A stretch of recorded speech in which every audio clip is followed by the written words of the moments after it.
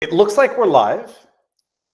Okay, very cool. Everything looks like it's ready. I'm going to just play. It's a 4-minute clip, and I'm going to play it while I make sure that I'm smooth and live across all platforms, because I'm using Rumble Studio, and we're doing, I think I'm the first person to try it today. It's their new patented technology system. It will revolutionize the way content creators monetize their content on, I'd say on the internet, but on Rumble. It's called RAC, the Rumble Advertiser Center. So it looks like it's working. And I need to make sure that we're live on YouTube, vivabarneslaw.locals.com, and everywhere else. So I'm going to play this clip. We're going to talk about it anyhow. And I'm going to make sure that we're good and the audio is good, because I'm not at home right now. So let me just go ahead and I'm going to have to go ahead and ask you to listen to this question. It's a good question from the closing arguments, or from the oral arguments that the SCOTUS just heard yesterday in the Biden v. Missouri case. So enjoy that while I just make sure that we are good everywhere. Now, from what I recall, you can still hear me, even though I'm no longer on the camera. So I'm going to make sure not to expel gas. Enjoy. Mr. Fletcher, when I read all of the emails exchanged between the White House and other federal officials, and Facebook in particular, but also some of the other platforms, and I see that the White House and federal officials are repeatedly saying that Facebook and the federal government should be partners. We're on the same team. Officials are demanding answers. I want an answer. I want it right away. When they're unhappy, they curse them out. There are regular meetings. There is constant pestering of Facebook and some of the other platforms, and they want to have regular meetings.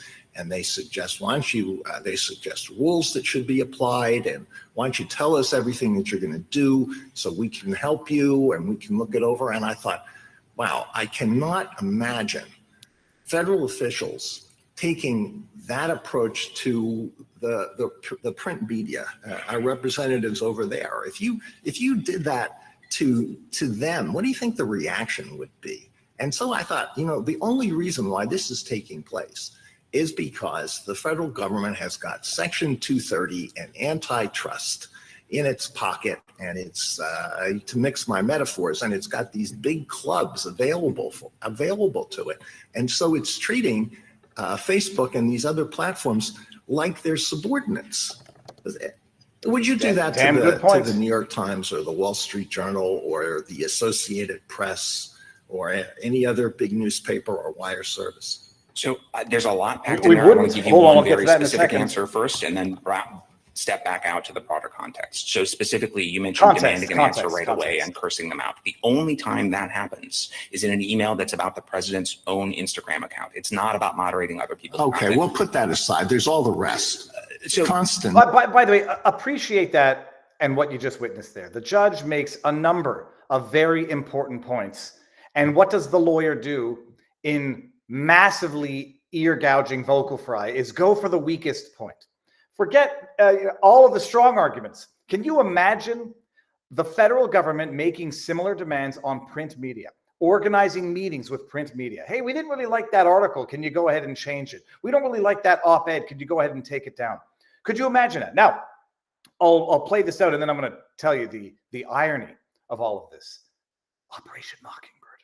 Meetings, constant emails. We want answers. Right. We're partners. We're on the same team. You think that the print media regards themselves as being on the same team as the federal government, partners with the federal government? So potentially in the context of an effort to get Americans vaccinated during a once-in-a-lifetime pandemic. And I really think that piece of context, it doesn't change the First Amendment principles, but it's relevant to how they apply here. And I think it would be totally inappropriate, but it was a once-in-a-lifetime pandemic. It's important to understand that at this time, this was a time when thousands of Americans were still dying every week, and there was a hope that getting everyone vaccinated could stop the pandemic. And there was a concern that Americans were getting their news about the vaccine from these platforms, and the platforms were promoting, not just posting, but promoting bad information. I understand all that, and I know the objectives were good, but once again, they were also... I know the objectives were good. Oh yeah, the objectives were the government needed to control the disinformation and couldn't allow people to speak freely about it. it. It was a once in a lifetime thing. The government will never again use an emergency as a pretext to suppress free speech. Oh, they never use January 6th as a pretext to boot the president from a social media platform. They would never use, the climate crisis as a pretext to boot people from no, it was a once in a lifetime thing. COVID. It will never happen again. Spoiler alert, it's happened before for other reasons, and it will happen again for other reasons. Also getting their news from the print media and the broadcast media and cable media. And I just can't imagine the federal government doing that to them. But maybe I'm naive. Maybe that goes on behind the scenes. I don't, but it struck me as, wow, this is not what I understand the relationship to be. That's all. I do. I think this is important because I have the same. I can't stand the pseudo pretentious politeness. I can't stand it. The judges, we know what the judge is thinking. It's unacceptable. We know what this guy's thinking. Gosh darn it, will you just let us do it? Well, they got to be, I just went all the way back to the beginning. Well, where were we? We had a minute left in this thing here. Understand the relationship to be. That's all. I do. I think this is important because I have the same reaction that you do, that these emails look unusual. I think the idea that there'd be back and forth between the government and the media isn't unusual at all. When the White House press secretary on July 16th is asked about this. I find these emails to be unusual, but the fact that there's back and forth between the federal government and the largest social media platforms on earth is not unusual. No, of course not. Because Operation Mockingbird went from being an operation to being the status quo. I'll get to it. By the press at the time. What she says is, of course, we talk to the platforms just the way we talk to all of you when we have concerns about what you're doing, when we have information that you might find helpful. Now, there's an intensity of the back and forth here, and there's an anger that I think is unusual. But the context for that, I think, is that these platforms were saying publicly, we want to help. We think we have a responsibility to give people accurate information and not bad information. And we're doing everything we can to meet that goal. That's where this language of partnership comes from. It's not just from the White House. It's these platforms, which are powerful, sophisticated entities, saying we're doing the best we can. And the anger, I think really most of the anger when you read the emails, and I appreciate that you have, because I think you have to look at them in context. The anger is when the officials think that the platforms are not being transparent about the scope of the problem or aren't giving information that's available. Yeah, you got to look at the context when it's when it's the federal government coercing, bullying, intimidating, extorting social media platforms to censor and suppress. So camera just go down. There, the context is important. Trump bloodbath when talking about auto manufacturing in China or Mexico. No context needed, people. We know damn well what he meant, even if what he said in the context was something totally different. We know. Who appointed them God, says Brian Zuhai. Good question. No, okay. I got one more clip. So for those of you who don't know, this is Biden v. Missouri. Supreme Court heard oral arguments yesterday. What the heck is going on? Is my camera bouncing around? Supreme Court heard arguments yesterday. I didn't get through the full 3-hour hearing yet, but I've heard enough. I've heard enough to know that when CNN comes out and says, the SCOTUS seems skeptical of Missouri's position of the, what do they call them? Attorney's general position. That's probably not the accurate reflection of what transpired. For those of you who we've talked about this case, not ad nauseum, but many, many times on the channel, Sunday night with Viva Barnes. This is where you had the federal government coming in and basically shutting down specific accounts, telling social media companies, we don't like that post, we don't like this post, flag that post, be careful, something with Hunter Biden's coming, you might want to suppress it. And they argued First Amendment violation because I took notes of the coercive nature or the intimidating nature of the government involvement. Everybody's saying, okay, social media companies would have taken these posts down. They would have censored on their own, and they're private companies. It's not First Amendment violative because they're not government entities. Except unless when you are acting under the coercion or the extortion or the intimidation or the what's a little bit stronger than persuasion of the federal government. They got an injunction which has been stayed. The injunction is basically saying the federal government cannot, the exact word was directly or indirectly, coerce, compel, or I want to say persuade, but cannot coerce or compel the social media platforms to do anything. They can't interact with them. The injunction was stayed, so there's no immediate prejudice to the government. But the question is whether or not the government overstepped the bounds of not doing indirectly what you cannot do directly by compelling private actors to do what the government itself could not compel, could not do itself. So that's where it's at. They had their hearing yesterday. I wanted to play one more clip. And it's another classic when you understand what they were doing. Remember when crazy old Joe Biden came out and said it's going to be a winter of death and sorrow if you don't get the jibby jab? That wasn't problematic speech. When Joe Biden came out and said it's going to be a winter of death and despair for the unvaccinated because the vaccine, no one ever said it prevented contracting. No one ever said it was safe and effective. When Joe Biden said that, no problem. When Facebook refused to or did not take down posts in a timely manner, Joe Biden came out and said they are literally, what did he say, responsible for killing people? Here, listen to this. How about saying you're killing people? Could that be coercion in some circumstances? That if you don't change your moderation policies, you're responsible for killing people? So I think that one is much harder. That's a statement that President Biden made off the cuff. I'm not. Maybe he should stay on the cuff. Maybe that's why they don't let him take questions anymore. It's a statement he made off the cuff because he's a demented old fool who says idiotic, stupid things that are factually incorrect. And if you want to talk about censoring disinformation and misinformation, you might have to put a muzzle on good old POTUS. Listen, I'm not. By the way, a metaphorical political muzzle. I'm not actually suggesting to forcibly put a muzzle on the president. Take it out of context. Context doesn't matter when it's the right, if you put me on the right. But context always matters for the left. Hillary Clinton not getting charged for deleting hard drives. Yeah, Comey looked into it. There's some damning information there, but not going to do it under the circumstances. Joe Biden does it. Yeah, he's certainly broke the law. Yeah, he mishandled classified information, but no jury would convict. He gets off free. But Donald Trump, indictment. Steve Bannon, jail. Peter Navarro, jail. Context only matters for them.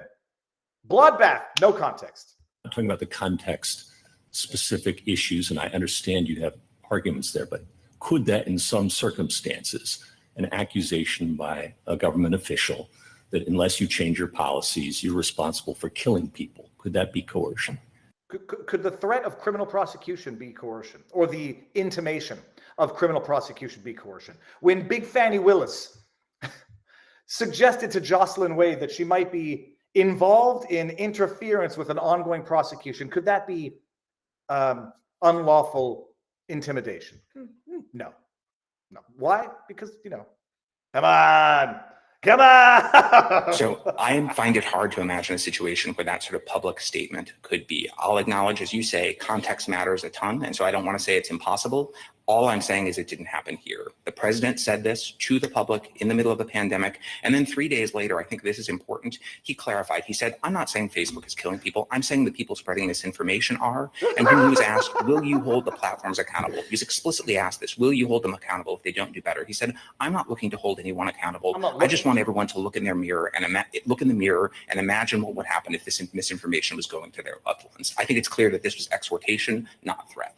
Exhortation, not a threat.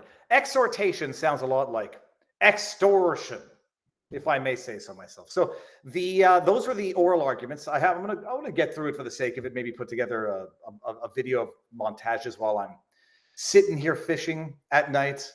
There are no gators where I'm at right now, so nobody has to worry about that. Maybe I'll put together the highlights of the oral hearings, but that's the oral hearings in Biden v. Missouri, and yeah, it's what it is. We'll see where it goes. I'm going to stop. I'm not going to stop making predictions because it's like making a prediction puts a little skin in the game. But I've told you all, like, from way back in the day, I'm notoriously bad at predictions. When I watch UFC, if I bet on a fighter, bet on the opposite fighter. If I make a prediction, more often than not, I tend to be wrong. Why is that? I don't know. It's too optimistic. I don't know. When I'm listening to Dershowitz talk about Fanny Willis, and he's saying, he calls it like he thinks it's going to happen, not like he wants it to happen.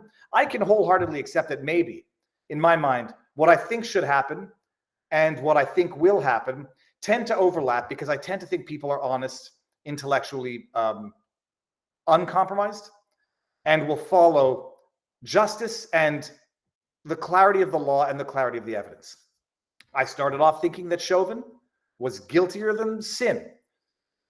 And then I watched the entire trial. And then at the end, I was like, yeah, if I'm a jury member, the prosecution, the defense has certainly raised a reasonable doubt. And I went and changed my initial assessment that he's going to get convicted to that he's going to get, I was wrong.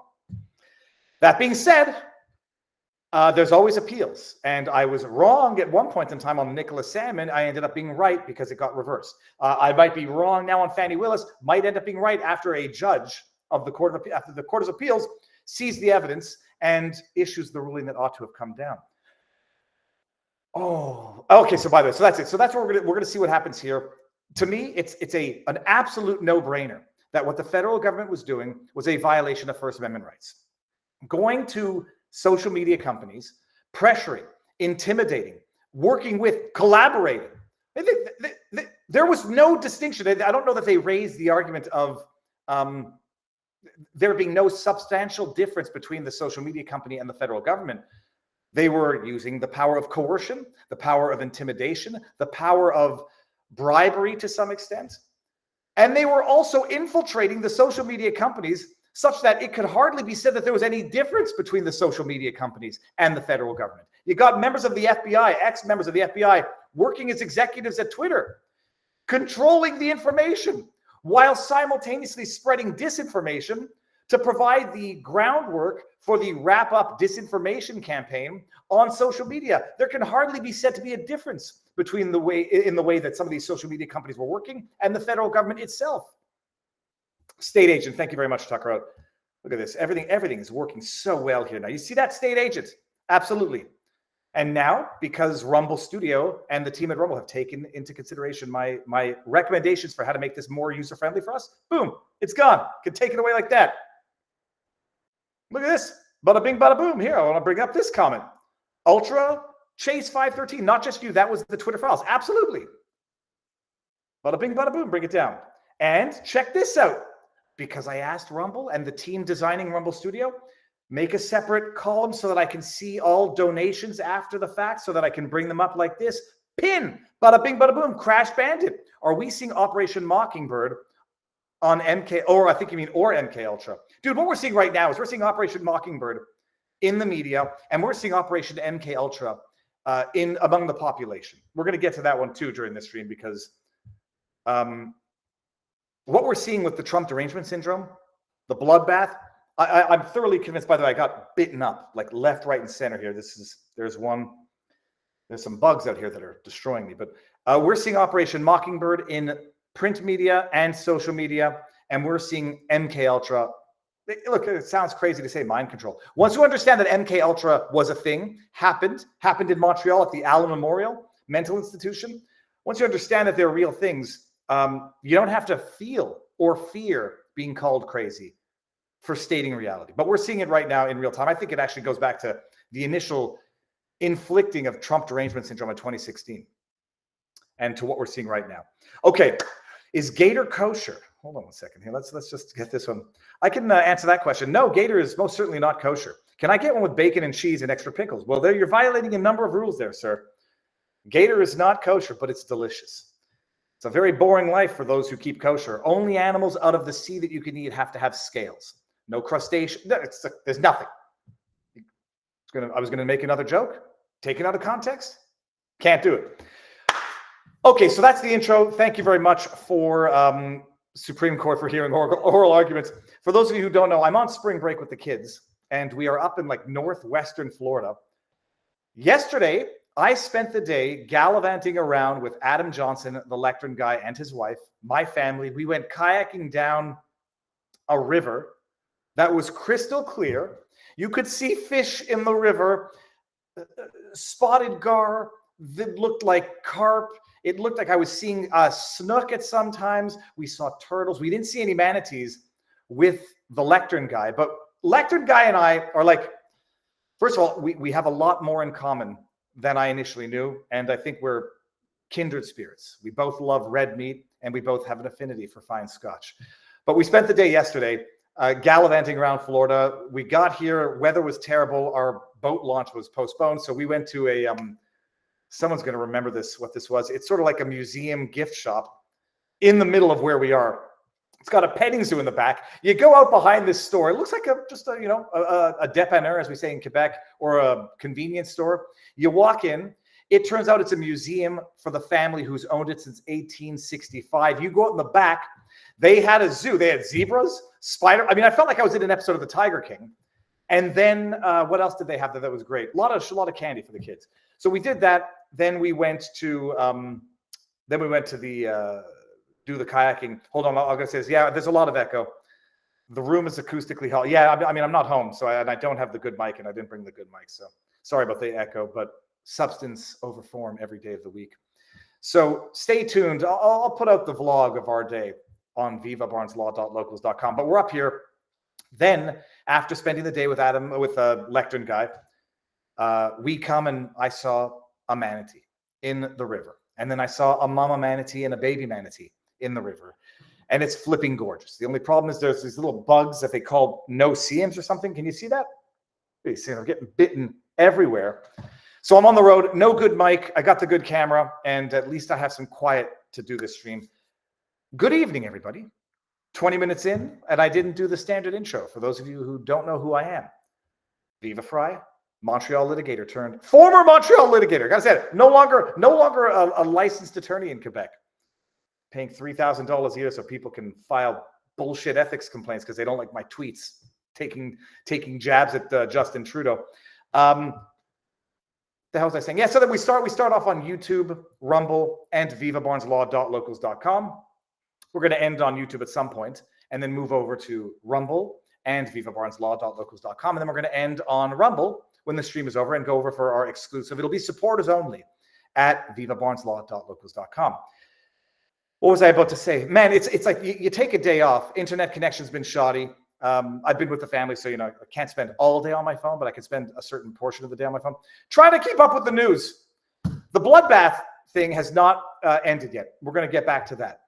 Trump is suing George Stephanopoulos, from what I understand, for defamation. I don't yet have a copy of the lawsuit, but this is the news. But there's a broader discussion there because I'll get a copy of the lawsuit and do a summary when I can get it.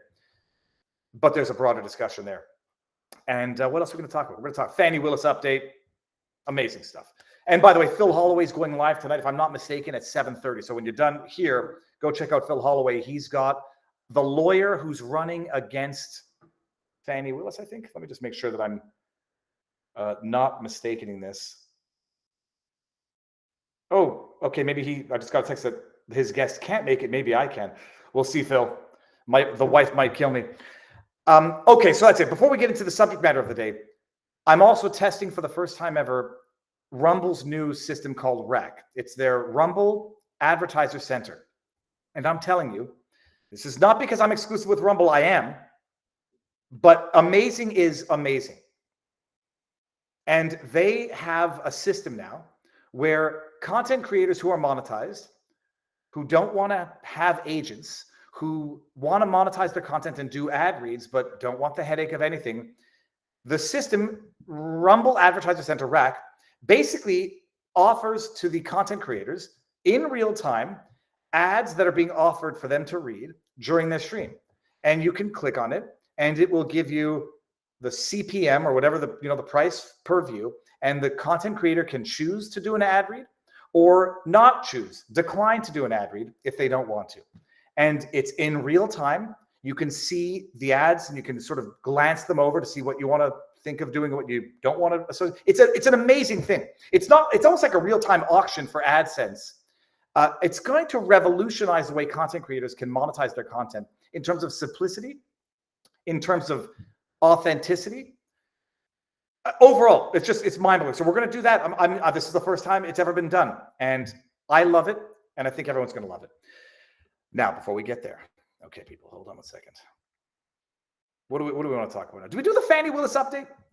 Phil Holloway, if you don't follow him on Twitter, is amazing. The decision came down.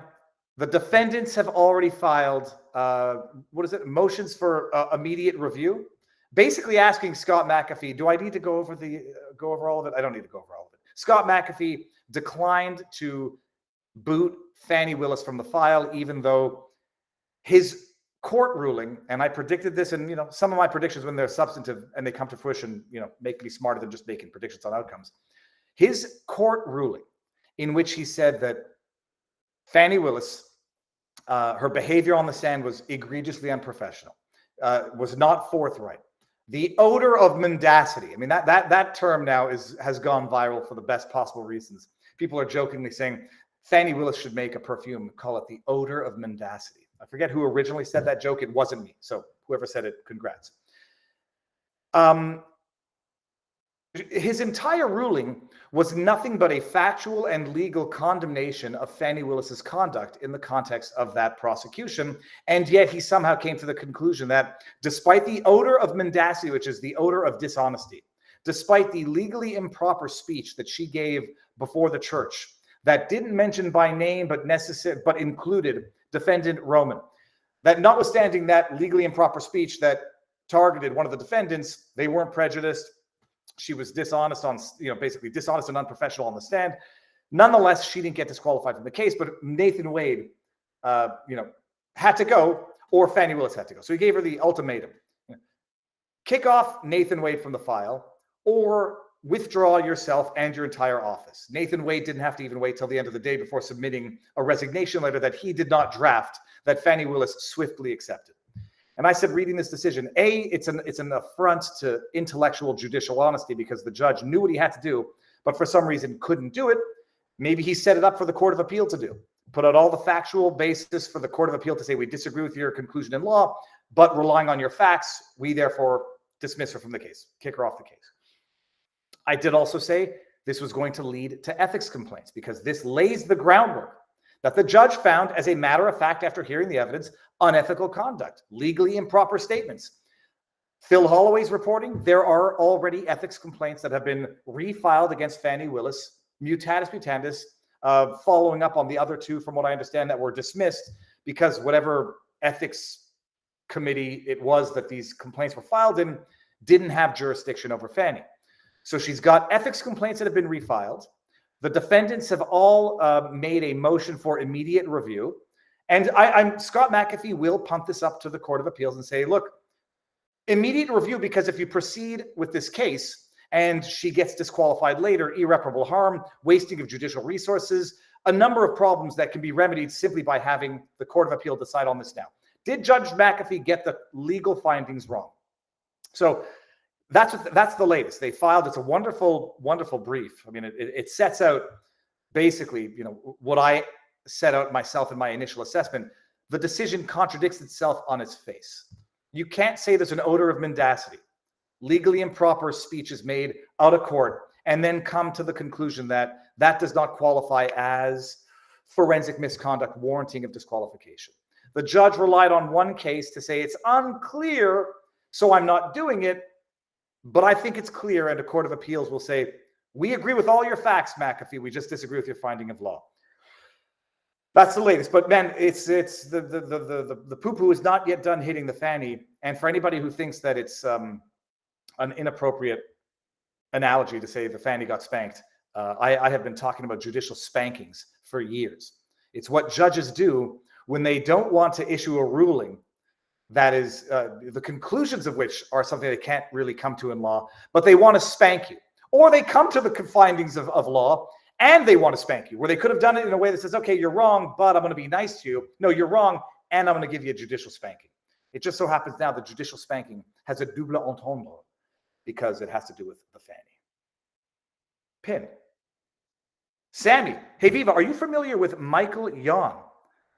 Highly recommend checking out his interview on the Sean Ryan podcast, episode 101. He goes very in depth about the Darien Gap and answers why China is so involved.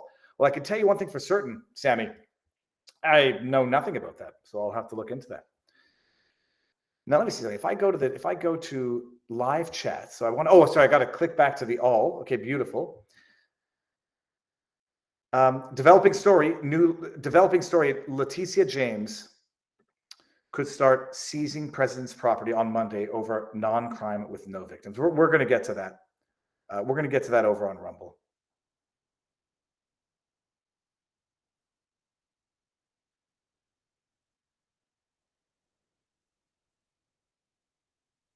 Okay, sorry, I got very distracted reading a chat that I'm not going to bring up.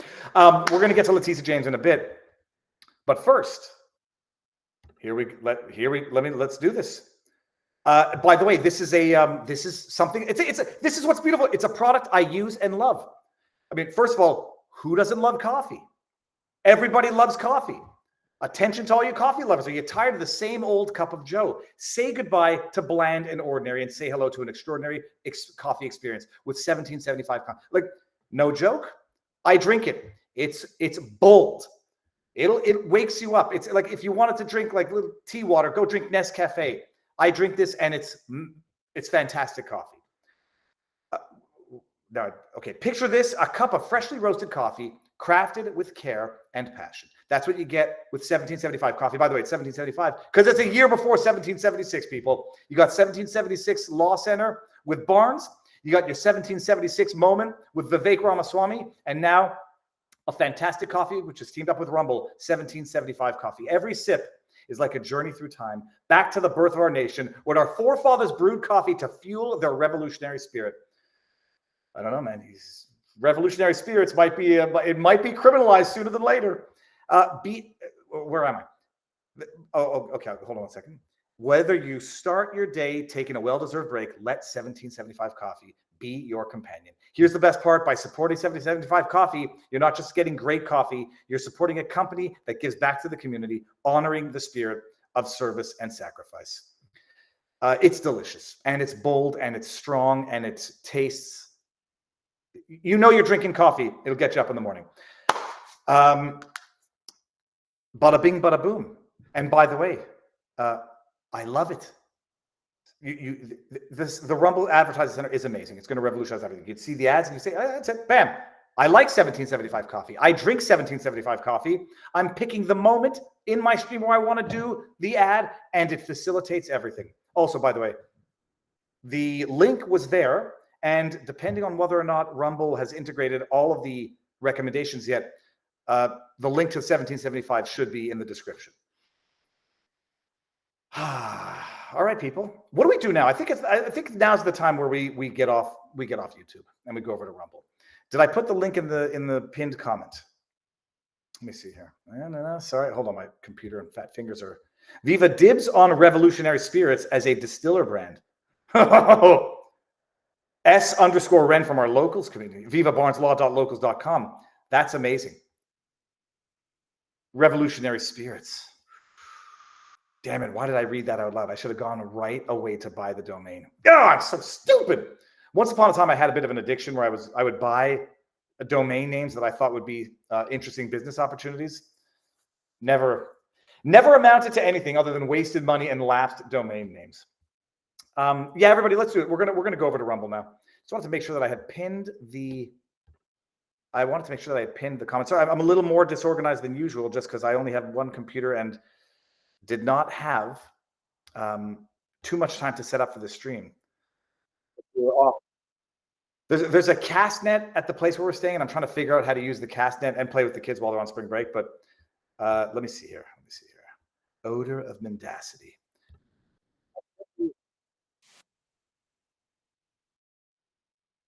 Okay. Yeah, the echo is not great, but hold on. The heck is going on, people? Is it a pinned comment? Was ist das Problem, yeah?